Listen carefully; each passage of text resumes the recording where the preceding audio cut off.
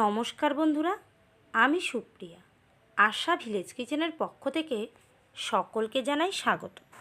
চলে এসেছি আজ আবারও একটি নতুন রেসিপি নিয়ে আপনাদের সাথে শেয়ার করতে।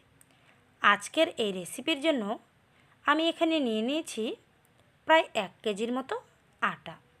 সাধারণত আমরা ঘরে যে আটা দিয়ে রুটি তৈরি করি সেখান থেকেই 1 কেজি আটা নিয়ে অল্প অল্প করে জল মিশিয়ে একটা শক্ত ডো তৈরি করে নেব।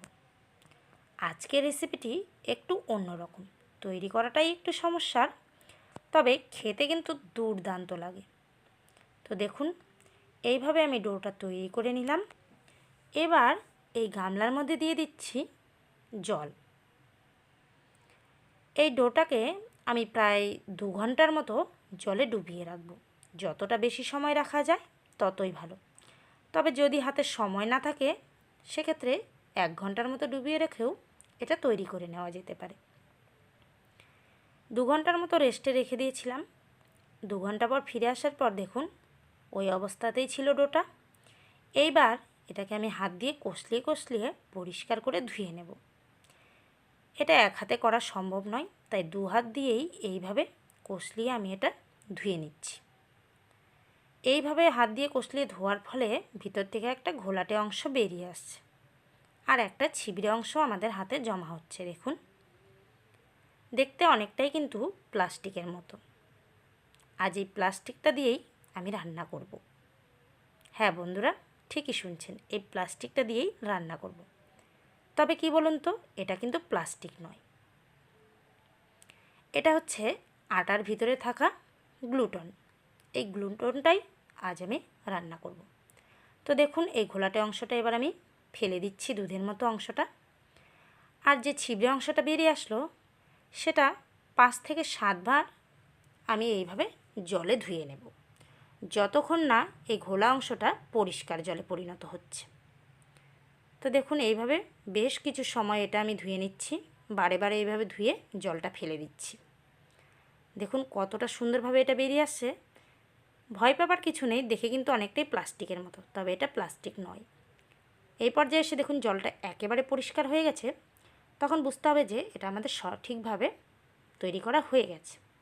এবার আমি জল নিংড়িয়ে এটা একটা থালায় তুলে নিলাম, নিয়ে হাত দিয়ে একটু চাপ দিয়ে দিয়ে ছড়িয়ে নিচ্ছি। এরপর একটা ছুরির সাহায্যে এটা আমি লম্বা লম্বা করে কেটে নিচ্ছি। তো বন্ধুরা, যদি এই রেসিপিটি আপনাদের ভালো লাগে তাহলে ভিডিওটিতে একটি লাইক ও চ্যানেলটিতে সাবস্ক্রাইব করার অনুরোধ রইল। আর যদি এই ভিডিওটি আপনারা ফেসবুক পেজ থেকে দেখে থাকেন সেক্ষেত্রে পেজটিকে ফলো করে পাশে থাকার অনুরোধ রইল আরও অন্যান্য রেসিপি পেতে। তো দেখুন সমস্তটাই এইভাবে লম্বা লম্বা করে কেটে নিলাম। এবার এগুলোকে একদম ছোট ছোট টুকরো টুকরো করে নেব। এটা গরম ভাত দিয়ে খেতে দুর্দান্ত লাগে। আমিষ বা নিরামিষ যে কোনো উপায়ে এটা তৈরি করা যায়, তবে আজ আমি আমিষভাবেই এটা তৈরি করব। তো দেখুন ছোট ছোট টুকরো টুকরো করে নিচ্ছি। এটা দেখতে যতটা সুন্দর লাগে খেতেও কিন্তু অতুলনীয়। তো সমস্তটা এইভাবে কেটে নেওয়া হয়ে গেল। এইবার আমি কড়াই বসিয়ে তাতে দিয়ে দিচ্ছি সামান্য একটু ঘি আর সাদা তেল। আপনারা চাইলে পুরোটাও এটা ঘিও ভেজে নিতে পারেন। তারপর এর মধ্যে দিয়ে দিলাম সামান্য একটু লবণ আর হলুদ, দিয়ে একটু নাড়াচাড়া করে নিলাম। এরপর তেলটা গরম হয়ে আসার পরেই একে একে সেই গ্লুটনগুলো আমি তেলে ছেড়ে দিচ্ছি। তো দেখুন কতটা সুন্দর ফুলকো হয়ে যাচ্ছে তেলে দেওয়ার সঙ্গে সঙ্গেই, দেখে বুঝতেই পারছেন। এটা খুব বেশি কড়া করে ভাজার প্রয়োজন নেই, বেশি কড়া করলে খেতেও ভালো লাগবে না, তাই হালকা করে একটু ভেজে এগুলোকে তুলে নেব। দেখতে দেখুন মনে হচ্ছে একেবারে খাসির চর্বি, সেম একদম ওরকম মনে হচ্ছে। দেখতে যতটা সুন্দর লাগছে খেতেও কিন্তু ঠিক ততটাই সুস্বাদু। তো দেখুন এগুলো আমার ভাজা হয়ে গেল। এবার আমি এগুলোকে তেল থেকে তুলে নেব। দেখে কিন্তু এখনই আমার জিভে জল চলে আসছে। আপনাদেরও কি তাই হচ্ছে? সমস্তটা এইভাবে তুলে নেওয়ার পরে কতটা সুন্দর ফুলকো লাগছে সেটা আপনাদের আমি দেখিয়ে দিচ্ছি। এবার ওই তেলের মধ্যেই আমি ফোড়ন হিসাবে দিয়ে দিচ্ছি 2টো তেজপাতা, দুটো এলাচ, সামান্য একটু জিরে আর 2 টুকরোর মতো দিয়ে দিলাম দারচিনি। ফোড়নটা হালকা লাল হয়ে আসার পরেই এখানে দিয়ে দিলাম একটা বড় সাইজের পেঁয়াজ কুচি। পেঁয়াজটা হালকা ভাজা ভাজা করে নেব যাতে পেঁয়াজের কাঁচা গন্ধটা চলে যায়। এরপর দিয়ে দিলাম জিরে বাটা, আদা রসুন বাটা আর দিয়ে দিলাম স্বাদ মতো লবণ, 1 চামচ শুকনো লঙ্কার গুঁড়ো, 1/2 চামচ হলুদ, একটা পেঁয়াজ বাটা দিয়ে মশলাটাকে খুব সুন্দর করে কষিয়ে নেব। 2 থেকে 3 মিনিট কষিয়ে নেওয়ার পরেই আমি এখানে এবার দিয়ে দেব টক দই। আমি এখানে 3 চামচ টক দই নিয়ে আগে থেকেই ফেটিয়ে নিয়েছি, নিয়ে এটা এখানে দিয়ে দিলাম। দইটা অবশ্যই ফেটিয়ে নেওয়ার চেষ্টা করবেন, তা না হলে তেলের মধ্যে দইটা দেওয়ার পরেই দেখবেন ছানা কেটে গেছে, সেক্ষেত্রে খেতে ভালো লাগবে না। এবার দই দিয়ে আরও বেশ কিছু সময় এটা কষিয়ে নেব যতক্ষণ না মশলা থেকে তেল ছেড়ে দিচ্ছে। যখন দেখবেন যে মশলা থেকে তেল ছাড়তে শুরু করে দিয়েছে, তখন আমি এর মধ্যে দিয়ে দিলাম সেই ভেজে রাখা গ্লুটনগুলো।